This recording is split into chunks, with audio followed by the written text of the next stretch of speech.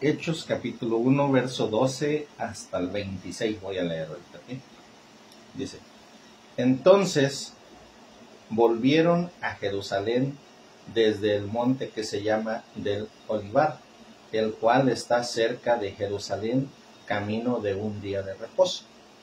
Acuérdense que estábamos hablando de los discípulos que habían visto cómo Jesús había ascendido al cielo, cómo Él les había enseñado, después de que había sido crucificado, resucitó y les siguió enseñando la palabra de Dios a sus discípulos. Bueno, ellos vieron cuando ascendió Jesús al cielo,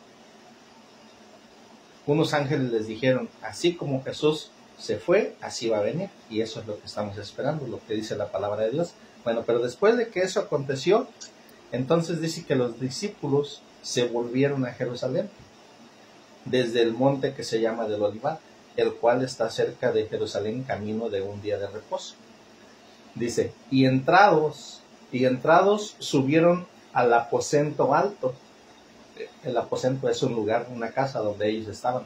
Dice, donde moraban Pedro y Jacobo, Juan, Andrés, Felipe, Tomás, Bartolomé, Mateo, Jacobo hijo de Alfeo, Simón el celote y Judas hermano de Jacobo. O sea, aquí estaban los 11 discípulos, los discípulos de Jesús.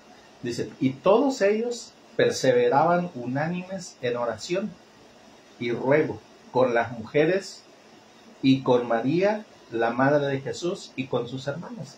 Quiere decir que ahí donde estaban reunidos había no solamente ellos, sino que había más mujeres, y entre esas mujeres también estaba María, la que fue la madre de Jesús, y con sus hermanos, dice, los que eran hermanos de Jesús.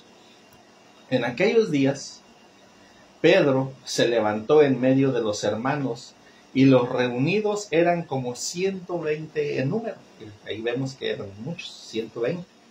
Y dijo, varones hermanos, era necesario que se cumpliese la escritura en que el Espíritu Santo habló antes por boca de David acerca de Judas, que fue guía de los que prendieron a Jesús. Y era contado con nosotros, y tenía parte en este ministerio. Dice, este pues con el salario de su iniquidad adquirió un campo, y cayendo de cabeza se reventó por la mitad, y todas sus entrañas se derramaron. Aquí Pedro les está diciendo que era necesario que la palabra de Dios se cumpliese. Que se cumpliese porque en la Escritura ya se había anunciado que alguien iba a traicionar al Hijo de Dios. Por eso dice Pedro, dice, era necesario que se cumpliese la Escritura, o sea, la palabra de Dios que ya estaba profetizada. Y él dice aquí, que se habló antes, o sea, muchos años antes, por boca de David. ¿Quién fue David? El rey David. Dice, por él fue el que profetizó, inspirado por el Espíritu Santo, lo que iba a acontecer, cómo Jesús iba a ser traicionado, cómo Jesús iba a ser crucificado. Ahí también fue profetizado. Y entonces, ¿por qué Pedro sabía estas cosas? Por lo que vimos acá. Jesús, después, antes de que se apareciera cuando los llamó, y después de que se apareció, que fue crucificado y se apareció, le siguió enseñando la palabra de Dios a los discípulos. Todo el tiempo él les enseñaba la palabra de Dios.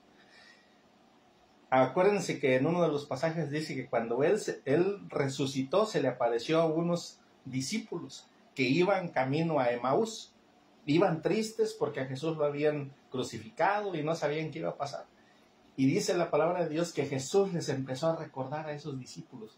Dice, les abrió desde Moisés. Les empezó a recordar las Escrituras. ¿De qué nos habla Moisés? Los libros de Moisés, acuérdense, son los primeros libros. Desde el Génesis,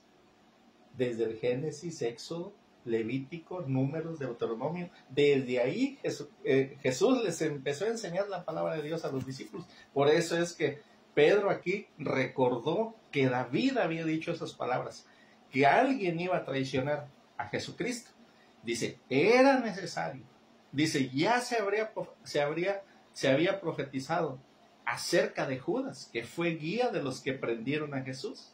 O sea, Judas, el que traicionó a Jesús con un beso. E incluso allá en los evangelios dice que Judas se ahorcó, se mató. Ok, y aquí vemos cómo es que fue, cómo lo narra aquí Lucas y cómo está hablando, dice aquí Pedro. Pues con el salario de su iniquidad, o sea, con el dinero que le pagaron, adquirió un campo y cayendo de cabeza se reventó por la mitad y todas sus entrañas se derramaron. Y, acuérdense que los evangelios dicen que él se colgó.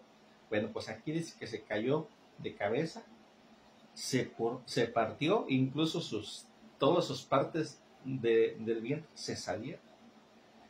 Y fue notorio a todos los habitantes de Jerusalén, o sea, todos los que vivían ahí se dieron cuenta, de tal manera que aquel campo se llama en su propia lengua Aceldama, que quiere decir campo de sangre, porque está escrito en el libro de los Salmos: sea hecha desierta su habitación y no haya quien more en ella. Y dice, y tome otro su oficio. Entonces dice Pedro, es necesario pues que de estos hombres que han estado con Jesús, con nosotros todo el tiempo que el Señor Jesús entraba y salía entre nosotros, comenzando desde el bautismo de Juan hasta el día en que de entre nosotros fue recibido arriba, uno sea hecho testigo con nosotros de su resurrección. Y señalaron a dos, a José, llamado Barsabás, que tenía por sobrenombre Justo, y a Matías. Y dice, y orando dijeron, tú, Señor, que conoces los corazones de todos, Señor. Acuérdense que Dios conoce el corazón de todos nosotros, conoce nuestros pensamientos, Él conoce todo de nosotros. Y por eso ellos aquí están orando. Acuérdate que dice la palabra de Dios que todos estaban unánimes orando. Aquí siguen orando para pedirle a Dios que les mostrara quién era el que iba a ocupar el lugar de Judas, el que traicionó a Jesús. Dice, y orando dijeron, tú, Señor, que conoces los corazones de todos, muestra cuál de estos dos has escogido, para que tome la parte de este ministerio y apostolado de que cayó Judas por transgresión para irse a su propio lugar. Y les echaron suertes, y la suerte cayó sobre Matías, y fue contado con los 11 apóstoles.